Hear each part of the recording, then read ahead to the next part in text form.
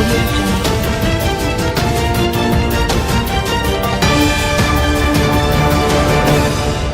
कल कोचिंग संचालक पर हुए हमले और बजरंग दल के कार्यकर्ताओं को पुलिस द्वारा मारपीट करने पर मामला उग्र हो गया है, जिसको लेकर कोचिंग क्लासेस संघ, भारत विकास परिषद और सामाजिक संगठन के साथ ही केशव नगर के रहवासी सड़क पर उतर आए, जहां एसपी ऑफिस पर पहुंच एसपी कार्यालय का घेराव करते हुए कार्रवाई की मांग को लेकर चक्का जाम कर दिया। सभी संगठनों के प्रदर्शनकारी एसपी को मौके पर बुलाने की मांग पर अड़े रहे।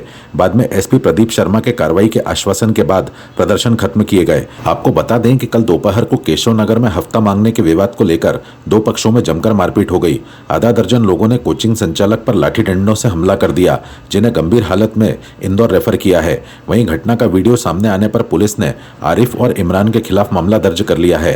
पीड़ित परिवार और संगठन इस बात पर अड़े हुए हैं कि उनके अवैध मकान दुकान अतिक्रमण को ध्वस्त कर अवैध गतिविधियों पर अंकुश लगाया जाए। आक्रोशित लोगों की मांग है कि जिन पुलिसकर्मियों ने युवकों से मारपीट की है, उनके खिलाफ कार्रवाई की जाए। साथ ही कोचिंग संचालक के साथ मारपीट करने वाले अन्य आरोपियों के खिलाफ भी कड़ी कार्रवाई करते हुए आरोपियों के अवैध निर्माण हटाने और अवैध रूप से रह रहे लोगों के बिजली पानी कनेक्शन काटने की मांग करते हुए एसपी को ज्ञापन सौंपा।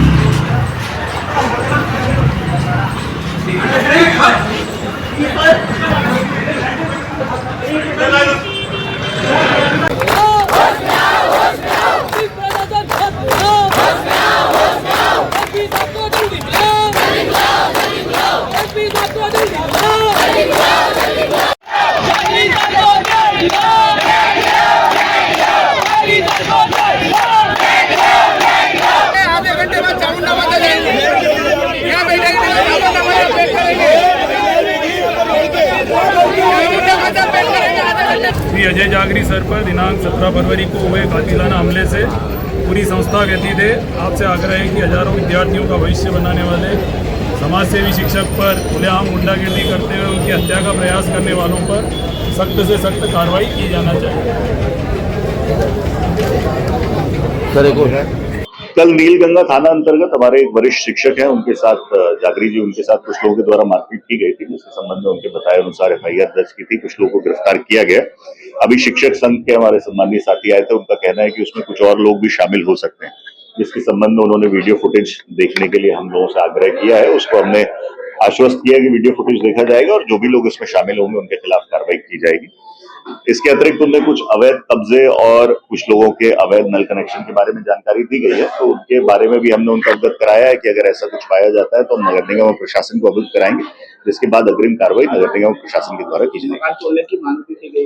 अवैध कब्जा उन्होंने वक्फ बोर्ड की जमीन पर अवैध कब्जा होने से जो स्थानीय पार्षद रहे हैं उनके द्वारा मुझे अवगत कराया गया है, तो उसके संबंध में अगर ऐसा पाया जाता है तो हम वक्फ बोर्ड को और नगर निगम को उसके बारे में सूचित करेंगे। पुलिस कर्मियों को सस्पेंड करने के बाद कुछ लोगों द्वारा घटना के बाद वहां पर मुंह पर कपड़ा बांध करके पथराव करने की घटना की गई थी। जो पुलिस बल वहां पे तैनात था उसके द्वारा हल्के बल का प्रयोग करते हुए सबको तितर बितर किया गया। उसमें एक व्यक्ति को चोटें नहीं आई हैं।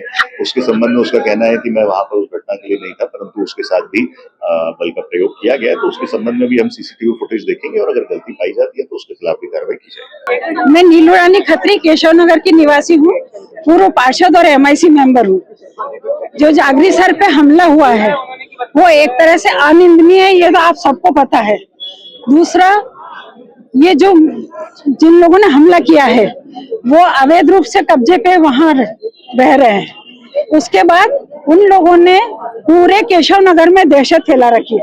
हमारे बच्चे लेडीज वगैरह निकलती हैं, कमेंट्स करते हैं, झगड़ा करने के लिए तैयार रहते हैं, और सामने बगीचा है वहां खड़े रह के ये जो इनके लड़के हैं वहाँ अवैध रूप से ये ब्राउन शुगर वगैरह जो भी लेते होंगे, जो भी नशा करते हैं।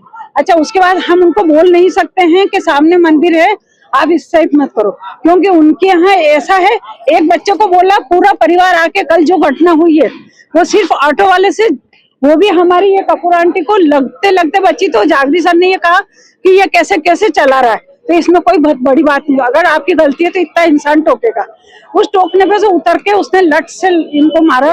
कपूर आंटी को भी लगी है। मांगे रखी है आपने? आज हमने मांग रखी है कि जो प्रशासन ने कल बजरंग दल वाले 2-3 बच्चों को मारा है, वो बहुत गलत करा, उनको सस्पेंड किया जाए, उन पे कार्रवाई की जाए, क्योंकि जो गलत है वो गलत है। ये अवैध कब्जे को तोड़ने के लिए अवैध कब्जे का अगर उसकी जांच करवाई जाए, वह बोर्ड की जमीन है, अवैध है, उस अवैध नल है, अवैध पानी बिजली सब है, तो उन पे कार्रवाई करके उनको हटाया जाए। और दूसरा जो 6 नामजद हमने दिए हैं, उसके अलावा लेडीज और बच्चे भी है पथराव में, उन पे भी प्राणघातक हमला हुआ है मुझ पर और मेरे पति पर गैर सनातनी लोगों के द्वारा।